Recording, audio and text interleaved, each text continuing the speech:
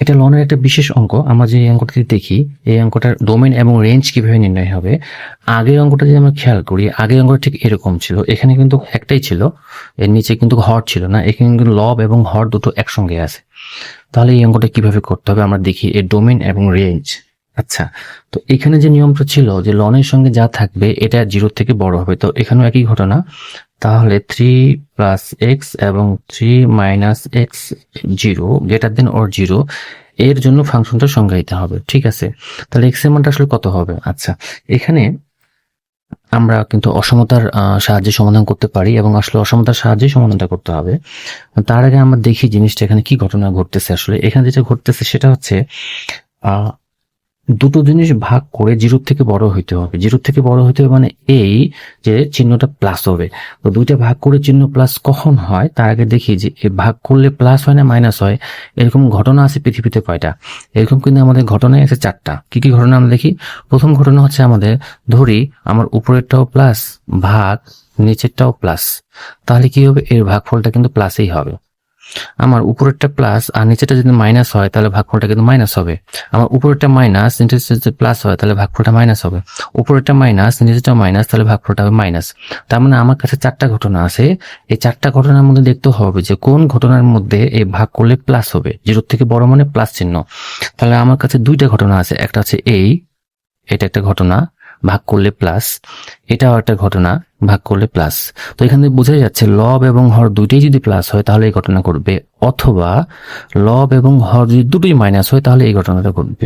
এটা আসলে প্লাস হবে, প্লাস হবে। আচ্ছা, তাহলে কোনটা ঘটনা ঘটবে আমি জানি না। এটাও হতে পারে অথবা এটাও হতে পারে। তাহলে প্রথমে আমরা এই ঘটনার সাহায্যে মান বের করব, তারপরে এই ঘটনার সাহায্যে মান বের করব। তো 1 নম্বর ঘটনা যে আমরা দেখি যে কি ঘটনাটা ঘটতেছে। ঘটনা যেটা ঘটতেছে যে উপরেরটা উপরেরটা ধনাত্মক। ধনাত্মক মানেই হচ্ছে 0 থেকে বড়। আবার নিচেরটা এটাও ধনাত্মক।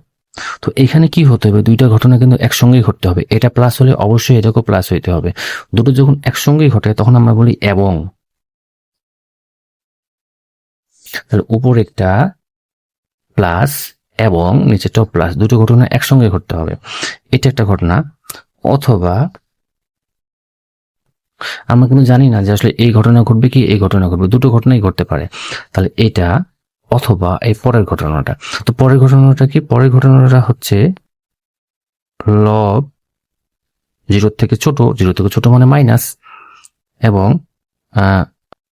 হর 0 থেকে ছোট, এটাও মানে মাইনাস। দুইটাই মাইনাস অথবা দুইটাই প্লাস। তো এখানে কিন্তু এবং, তাহলে এটাও এখানে হবে এবং, কারণ এই দুইটা কথা একসঙ্গে ঘটতে হবে। এরপরে আমরা এখানে মান নির্ণয় করি। তো এখানে এক্স এর মানটা হচ্ছে গ্রেটার দেন -3। তো এবংকে আমরা ইন্টারসেকশন চিহ্ন দিয়ে প্রকাশ করতে পারি সেটের সাহায্যে। এখানে এক্স এর মানটা হচ্ছে এখানে এক্স এর মানটা কত হচ্ছে? 3 মাইনাস এক্স। 3 থাকে গেল, এক্সটা গেল ওপাশে, তার মানে এক্স ছোট 3 বড়, তার মানে এক্স ছোট 3টা বড়। এটা একটা ঘটনা। অথবা এই ঘটনাটা, এটা ঘটনা 2 নাম্বার দিয়ে, আর 2 নাম্বার না দিলেও হবে, এখানে 1 নাম্বার না দিলেও হবে। আচ্ছা, তাহলে এই ঘটনায় কি হয় আমাদের? এখানে এক্স এর মানটা হচ্ছে -3 থেকে ছোট, এবং ইন্টারসেকশন এখানে কি হবে? এখানে আমরা দেখি 3 এক্সটা পাশে চলে গেল, মানে এখানে এক্স বড় এবং 3 ছোট। তাহলে দুইটা উত্তর, এটা একটা উত্তর অথবা এটা একটা উত্তর। আচ্ছা, তাহলে এই উত্তরে ইন্টারসেকশন মানে কমন জায়গাটা কি এটা আমাকে বের করতে হবে। এই উত্তরও কমন জায়গাটা কি বের করতে হবে। তো এটা কমন জায়গাটা বোঝার জন্য আমরা যদি এরকম একটা সংখ্যা রেখা আঁকি তাহলে আমাদের বুঝতে সুবিধা হয়। এটা হচ্ছে 0, এটা হচ্ছে 3 এবং এটা হচ্ছে -3। তাহলে এই দুইটার মধ্যে কমন জায়গাগুলো আমরা বের করার জন্য আমরা সংখ্যা রেখা আঁকবো। এখানে বলছে এক্স এর মানটা -3 থেকে বড়, তো এটা হচ্ছে -3, এটা ফাঁকা জায়গা হবে আমরা জানি। -3 থেকে বড়, বড় মানে কিন্তু আসলে এদিকে। এরপরে এখানে বলতেছে এক্স এর মানটা 3 থেকে ছোট, এটা হচ্ছে 3, তো 3 থেকে ছোট মানে আসলে এইদিকে। তাহলে আমাকে খুঁজে বের করতে হবে এই দুটোর মধ্যে কমন, যে ইন্টারসেকশন মানে কমন জায়গা কোনটা। কমন জায়গা হচ্ছে এই জায়গাটা হচ্ছে কমন। তো এই জায়গাটা যদি কমন হয় তার মানে এটা -3 থেকে 3। তো যেহেতু -3টা নেওয়া হবে না সেহেতু এই ফার্স্ট ব্র্যাকেট চিহ্ন, এটা আমরা উচ্চতর গণিতে এর আগে দেখছি। ইন্টারভ্যালটা কি? ইন্টারভ্যাল বা ব্যবধি। তাহলে অথবা, তাহলে এখানে যদি আমরা আঁকি 0, 3 এবং -3। তো এখানে বলতেছে -3 থেকে ছোট ছোট মানে এদিকে, এটা বলতেছে 3 থেকে বড় বড় মানে এদিকে। তো এই দুটোর মধ্যে কমন জায়গা কি? ইন্টারসেকশন। কমন জায়গা, এখানে কোনো কমন জায়গা নেই বা মিল নাই। যেহেতু মিল নাই সেহেতু আমরা কি বলতে পারবো, আসলে ফাঁকা সেট এটার ভিতরে। তাহলে অথবা কি আমরা বলতে পারি সেটের ভাষায় ইউনিয়ন। তাহলে এই দুটোকে ইউনিয়ন করলে কি হয়? এই দুটোকে ইউনিয়ন করলে হয় এটা। তাহলে এটাই হচ্ছে এখানকার ডোমেইন। -3 থেকে 3 পর্যন্ত হচ্ছে এই ফাংশনটার ডোমেইন। এটা কিন্তু খুব শর্টকাটে আমরা করে ফেলতে পারি যদি এমসিকিউতে আসে যে এইখানে যা থাকবে, আসলে 3 থাকলে এখানে 3 হয়, যদি 4 থাকে 4 হয়। এই অঙ্কগুলো এইভাবেই আসে, 3 4 4 5 5 ইত্যাদি ইত্যাদি করে আসে আসলে। তাহলে এটা রেঞ্জ কি হবে? আগের অঙ্কে আমরা লনের রেঞ্জ দেখছি, ঠিক সেভাবে এই অঙ্কটা লনের রেঞ্জটা বের করা যাবে। এখানে আমরা লনের যে রেঞ্জ বের করছি, এখানে একইভাবে লনের রেঞ্জটা বের করতে হবে। এখানে y সমান সমান ln 3 plus x 3 minus x. আবার আগের মতো লনটাকে যদি আমরা উল্টাই দিই তাহলে হয়ে যাবে এটা আসলে সূচক।